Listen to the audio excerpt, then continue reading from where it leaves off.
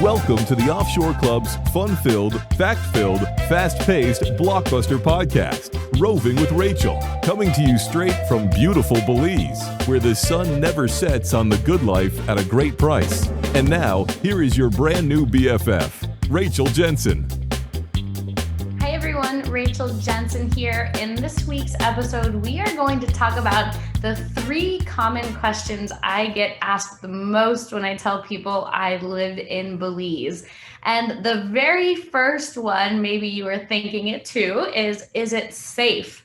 So I get that question quite a bit. I actually probably even got it more when I was living in Nicaragua. I think a lot of times when people hear about a single female or anyone generally living in Latin America, the first thing that comes to mind is how dangerous it is, or they're going to get kidnapped, or the drug trade or whatnot. But safety really is relative. And we know that crime is localized. I think it was Malcolm Gladwell who, in one of his books, put together a really great piece. Maybe it was in Freakonomics, I don't remember, but he put together this great article about how crime really is localized. And that's true not just in your home country, but also in this part of the world. And if you don't go looking for trouble, you tend to not find the trouble. They say nothing good happens after midnight, and that's true across the board. But you have to be smart with your decisions. You don't want to go venturing around into a new neighborhood at 3 a.m. after a night out at the bar, but you just have to really be smart. And there's always the saying, you've probably heard of it, trust your gut.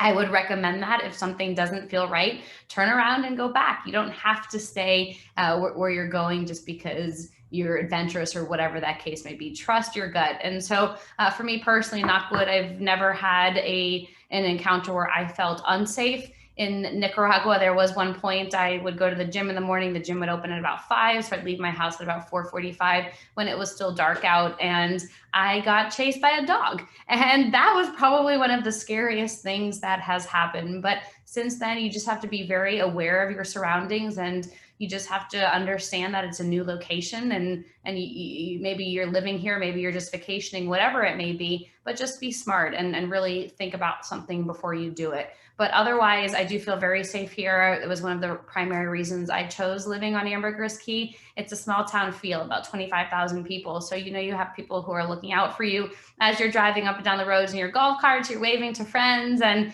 whatnot. And it's a really community sort of feel. And that was really important for me when I was looking at a place to relocate to and spend time. And I'm down here by myself. My family's still up in North America. So I wanted to have a place that felt comfortable and familiar. And, sometimes I think that we overlook the crime that's happening in our own country. I have an example. I was in Chicago, actually, downtown Chicago, with a couple of my Nicaraguan coworkers. We were there for a conference, and they went off to Starbucks in the morning to get themselves some coffee.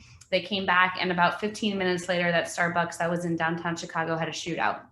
And many of you may have heard of Nicaragua and think, oh, it's so dangerous there. But it was funny. My Nicaraguan coworker said to me, wow, well, I think I want to go back to Nicaragua. It seems really dangerous here in Chicago. And it was just funny to see that perspective on it as well. So crime is relative. It's really localized as well. And so just bear that in mind when you're thinking about where it is you want to spend time. Go there and see how you feel. Does it feel like a place that's familiar? Are you befriending others in the community where you feel like you have a network of people? That's really important in all of this as well. So the next question I get a lot is it expensive?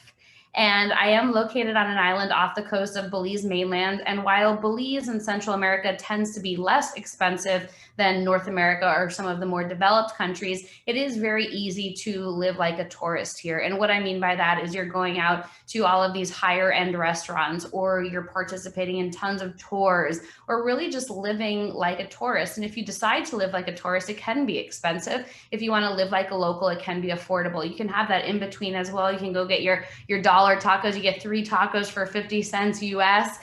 Or you can go have a $15 US breakfast at a beachfront restaurant. It really is up to you and how it is that you want to spend your money. You can live off beach for $900 or $800 a month US, or you can live beachfront for $2,500 US a month. It really just depends how it is that you want to spend the funds. So it can be expensive if you want it to be. It can also be very affordable. I know here in our office, something that we like to do is just get the local lunches, $5 US, and get you a nice tray of food, and maybe you'll have it for dinner too, but you can be very conservative with it.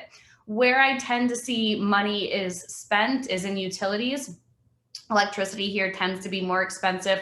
Water is really still affordable. I have a smaller condo, about 500 square feet, and on average, it's about $150 to $200 a month for electricity. I do always keep an AC on just because I'm in the tropics. I don't want mold, but you just learn to live with what you have. And I think coming from the States where utilities are really inexpensive, it's not uncommon for people to come down here to Belize and put the AC on 16 degrees and walk out of the room, or go to Secret Beach for the day and then come back, and they're living there. They'll get the utility bill and be like, oh my gosh, it's so expensive. But you can keep one AC on 25, 26 degrees Celsius and still have it be fresh in the room when you come back, or turn off the AC if you're not in the room. But regardless, there are still ways to live affordably here.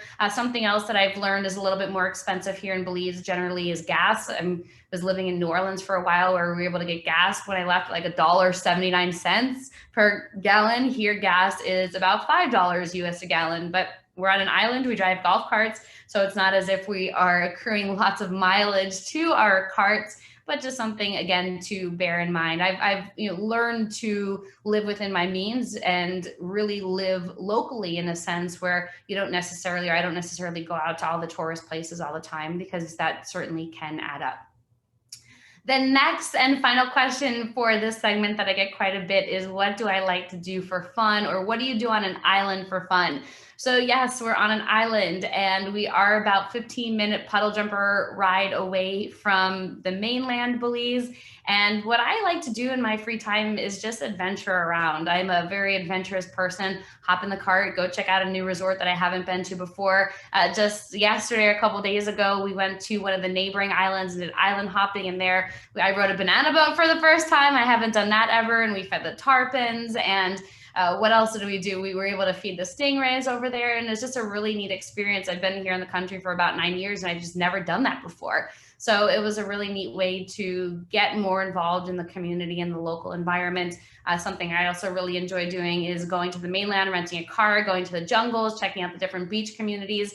Although Belize is a small country, about the size of Massachusetts in terms of size, there's still a lot to do here, and a lot of adventurous things for people who like getting out. And maybe it's cave tubing, for example, or even hiking or going to the different waterfalls. Belize is very abundant when it comes to outdoor activities, and there's a ton of wonderful wildlife here too. So for those of you who like birding, there's a lot there. Now, I came from close to New York City, so I was very used to being able to hop on the subway or being able to go anywhere I wanted to go and have access to a lot of things within a 24 hour, and any time of the day. It could be like go to the Chinese restaurant at 3 a.m. if I wanted to. Here, we don't really have that. A lot of things close around 9, 10 o'clock p.m. But what I've learned is to just really appreciate what we have here. And we tend to live a lot more simply, because we don't necessarily have the Amazon Prime that's coming within a couple of days, or those huge department stores, which you've heard me talk about before. We don't have Target. We don't have,